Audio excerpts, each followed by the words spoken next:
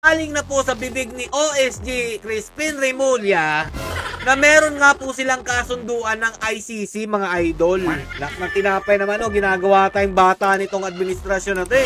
Hindi naman kikilos yan si Torre, mga idol, kung wala talaga siya mapapala dyan. O eto, pakita ko sa inyo, sa isang taon, mga idol, ilang beses na promote si General Torre. Bravo naman talaga tong administrasyon ni Bongbong Marcos Jr. Ang bilis ng promotion. Basta sumunod ka sa utos nila, mga lodi, may mapapala ka talaga. Bakit wala po si First Lady Lisa Araneta Marcos? Pakihanap natin po si Lisa Araneta Marcos. Bakit po siya wala dito? Alam po laging pabida-bida yun kapag mayroong mga gatong awarding, nagbibigay ng mga donations. Diba? Nakikita nyo po lagi yun. Pero bakit ngayon, mga lodi, wala po si First Lady? Narito ang Balitang Pinoy TV. Yo, what's up mga lods? It's Miguel Peps TV. Welcome back po sa ating channel. Hanggang ngayon mga idol, todo deny pa rin po ito si PBBM na wala daw po siyang kinalaman sa pagkakadala kay Tatay Duterte doon po sa The Hague, Netherlands. Hindi nyo pwedeng itago ang katotohanan dahil hindi po tugma-tugma ang mga sinasabi ng iyong mga olipores. Ito nga mga lodi, galing na po sa bibig ni OSG Crispin Remulla na meron nga po silang kasunduan ng ICC, mga idol. Lahat ng tinapay naman ginagawa tayong bata nitong administrasyon na to eh. Ginagawa tayong jologs eh. O diba mga lodi, tandaan nyo po ba itong statement na binitawan niya? Would you like to address the supporters of the former president? The supporters of the former president? Well, you know, again, the government is just doing its job.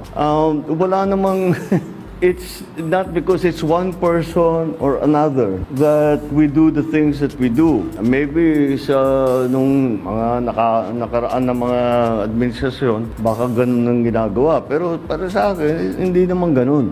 Sumusunod tayo sa batas. We are a member of the community of nations. We must live up to our responsibilities to the commitments that we have made to the community of nations. Weh. Ayan nga mga lodi, itong video na to mga lods, dinidinay niya kasi na meron daw po siyang kinalaman doon po sa pagkakatakip kay Tatay Duterte. Nahalata naman na meron talaga. Hindi naman kikilos yan si Torre, mga idol, kung wala talaga siya mapapala dyan. Anak na tinapay naman, ito, pakita ko sa inyo. Sa isang taon, mga idol, ilang beses na promote si General Torre. Ano, sige, pakisagot yung mga tansong talangka dyan. Ilang beses na promote si General Torre? Grabe no, ang bilis na promotion ni Torre, no? Una, mga idol, about po dun sa pagkakahuli kay Pastor Quiboloy dito po daw sa Davao City. Yung nagukay po siya at narinig daw po kasi niya ang heartbeat sa ilalim ng lupa. After ng pagsuko po ni Pastor Quiboloy, take note mga lodi hindi nila nahuli. Sumuko po si Pastor Quiboloy dahil po tangka po nilang pasabugin ang eskwelahan ng KOJC. Nung nalaman po ni Pastor Quiboloy na pasasabugin daw po at yun ang plano nila, yan na po, sumuko na po si Pastor Quiboloy sa kanila. So, hindi po talaga niya yun accomplish, okay? Hindi niya talaga nahuli yun. Nandun mga lodi, naparangalan po siya. Bravo naman talaga tong administrasyon ni Bongbong Marcos Jr. Ang bilis ng promotion. Basta sumunod ka sa utos nila mga lodi, may mapapala ka talaga. Kaya kung mapapansin nyo mga lodi, lahat po na mga gustong sumipsip dito kay PBBM, ang gaganda po ng kanilang mga buhay. Nagtataka lang ako dito mga idol, no? Di ba lagi naman dapat nandyan po si First Lady Lisa Araneta Marcos kapag meron po mga gantong awarding? Pero dito po sa larawan mga idol, bakit wala po si First Lady Lisa Araneta Marcos? Ano po kaya ang nangyari sa ating First Lady hanggang ngayon? Hindi po natin nakitang nagla-live.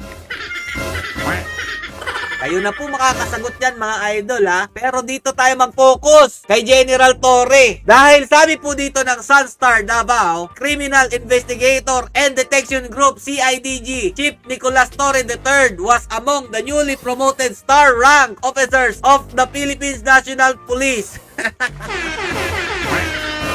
Who took their oath before President Ferdinand Marcos Jr. during a ceremony held at Malacanang Palace on April 7. Ngayong araw na yan mga Lodi, ito ginanap.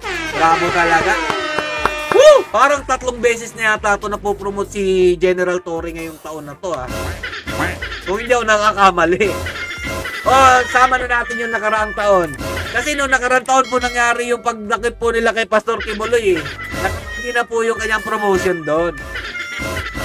Ay, ulitin ko lang ha. Pakihanap natin po si Lisa Araneta Marcos. Bakit po siya wala dito? Alam ko lagi pabida-bida yun kapag mayroong mga gatong awarding, nagbibigay ng mga donations. Diba? Nakikita nyo po lagi yun. Pero bakit ngayon mga Lodi, wala po si First Lady? Tatanong lang naman po, PBBM. Ito naman, oo. At eto pang isa mga Lodi, si General Marbil. Meron po din siyang sinabi dito. Galing po sa One TV Philippines. PNP Chief General Marbil, mga Lodi, blames social media for impression that crimes in the country are worsening, saying incidents have been declined according to the law enforcer agency's data. Sinisipa ang social media mga Lodi. Ang social media nga nagsasabi na grabe po talaga ang krimen na nangyayari sa panahon ninyo. Ikaw ba naman, i-promote mo na okay lang gumamit basta pampa-extend lang ng oras. Hindi ba dadami ang mga addict? Hindi ba dadami ang krimen? Tinapay naman, oo. Ito yung mga napopromote sa panahon ni Bongbong Marcos Jr. Anak na tinapay talaga. Tingnan nyo na lang yung mga nagko-comment. Addict ata to. Mapunodid ka sa kanjaw sa mga Bisaya, buwanga ka. Ito, papakita ko na po sa inyo kung paano po nadulas si OSG Remulla sa pakikipag-deal po sa ICC. Kaya na po bahala humusga mga Lodi ha. Baka sabihin nyo naman kasi ako na may gumagawa ng kwento dito. Panoorin nyo. Pero sir, kakayanin ba na ibalik pa si dati? Wala na yun. Tapos na yun eh. Tapos na yun. So, hindi. It's a done deal already. Done deal na daw di ba mga Lodi, tinanong siya kung mababalik pa ba si Tatay Duterte. Wala na yun. Done deal na eh. Parang nagbenta ng relo eh. Nakita niyo yung mga nagbebenta ng relo sa social media. Done deal na.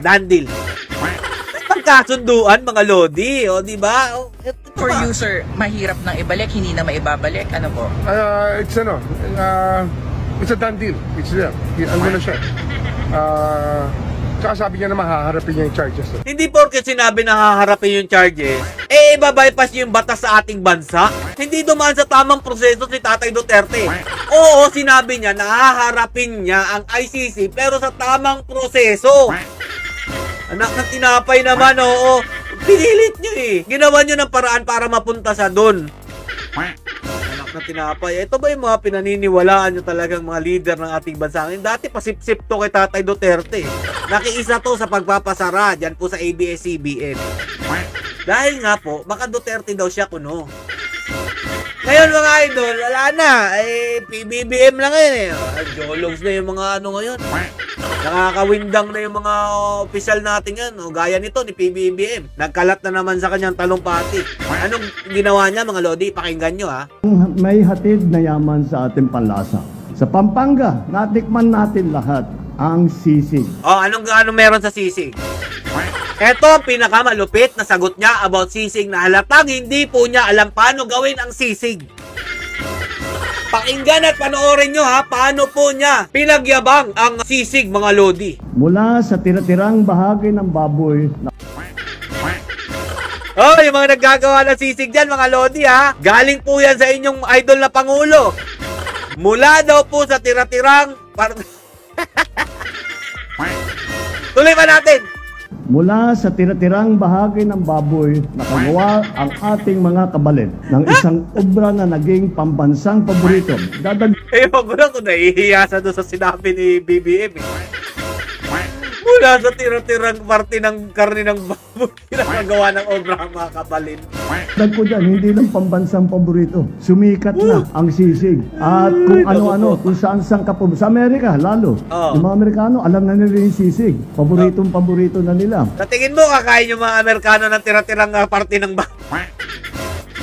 Lord, please lang. Pwede padaliin mo na si Pibi. Patapusin nyo na po yung termino nyo. Ano nang tinapay naman, Lord? Nagkakalat lagi. Kung ano-ano mga pinagsasabi nito. Kayo, payag kayo, galing sa tira-tira ng parte ng baboy ang paggawa ng sisig. Yung best friend ko, mga idol, nagtitinda po yun ng sisig. Pero hindi ko po nakita na kinuha po niya yung mga tira-tirang parte ng baboy para lang po gawin niyang sisig. Lord, please naman. Ayoko na nga. Kayo na nga umusga, mga idol. Bahala kayo sa buhay nyo. Idol nyo to eh. Ganito lang po muna. Kain po muna tayo sisig sa tira-tirang parte ng baboy. Stay safe and God bless you all. Duterte pa rin. Bahala ka sa buhay mo. Ito na nga mga kabalita. Ano na ang masasabi nyo patungkol sa balitang ito? Please comment down below mga kabalita. Pag-usapan natin yan sa comment section. At kung di ka pa nakasubscribe sa ating channel, baka naman